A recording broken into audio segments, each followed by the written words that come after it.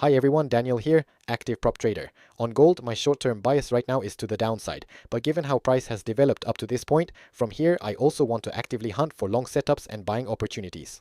Yesterday played out right in line with my bias, with the downtrend continuing. This red line marks where I published, and from there price built another rally high, then dropped roughly 380 pips off that level. So with that in mind, let's dig into the daily chart in detail. Alright, on the gold daily chart, yesterday closed as a bearish doji candle, right at that indecision level. From the start, the prior bullish candle had already reached the measured move projected off the breakout from this bearish doji, so as I mentioned in yesterday's video, we were likely heading into a short-term corrective phase from here. Since yesterday's candle was neither a reversal candle nor a trend candle, but a bearish doji, it makes this corrective phase interpretation much easier to justify. Also, since the bearish candle closed on its real body, when you look at the whole flow of the day from start to finish, it tells us the overall direction was clearly to the downside. On the other hand, that long lower wick tells us the downside support is strong, and when you focus on the price action from the highs up to this point, you can see that, relative to every one of the surrounding candles, this bearish wave is actually getting weaker. As for when this correction phase finally wraps up, just like I mentioned yesterday, I think the high of that doji candle formed along the way is a level traders are likely to keep watching closely. Right now price is testing around the high of this bullish candle here, so honestly it wouldn't surprise me at all if we see the rebound keep pushing higher from here. Also keep in mind, yesterday's daily candle closed as a doji with a bearish body, so if the bulls can't fully seize control and we slip into a sideways range instead, then yesterday's daily candle is very likely to act as the upper boundary of that range going forward. Alright, that wraps up the daily chart, so let's move to the 1H. Around this red line 1H bullish candle with the long upper wick, yesterday I ran a community only session. Today on YouTube, I'd like to walk you through just the key points from what I covered in that session.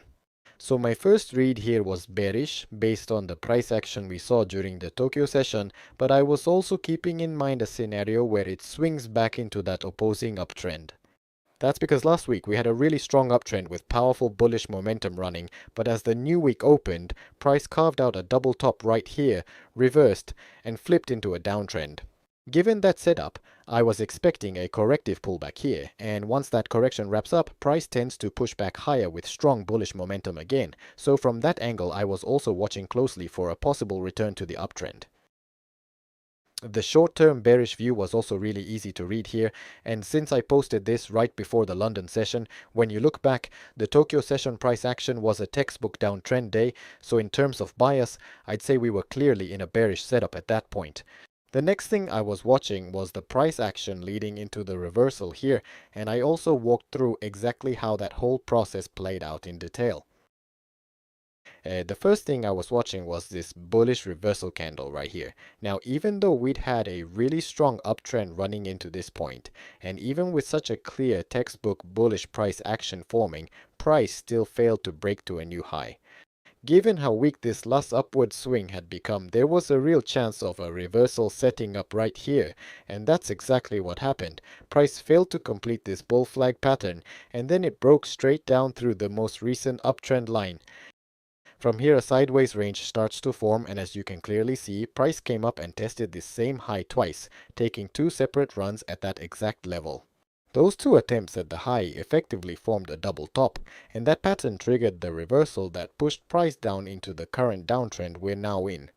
So this reversal kept playing out just like we mapped it, and if you look at how price actually moved from there, exactly as I called on the bearish side, it dropped from that rally high, from this rally high right here all the way down to the most recent low, and yesterday it followed the scenario perfectly, giving us a clean $38 move.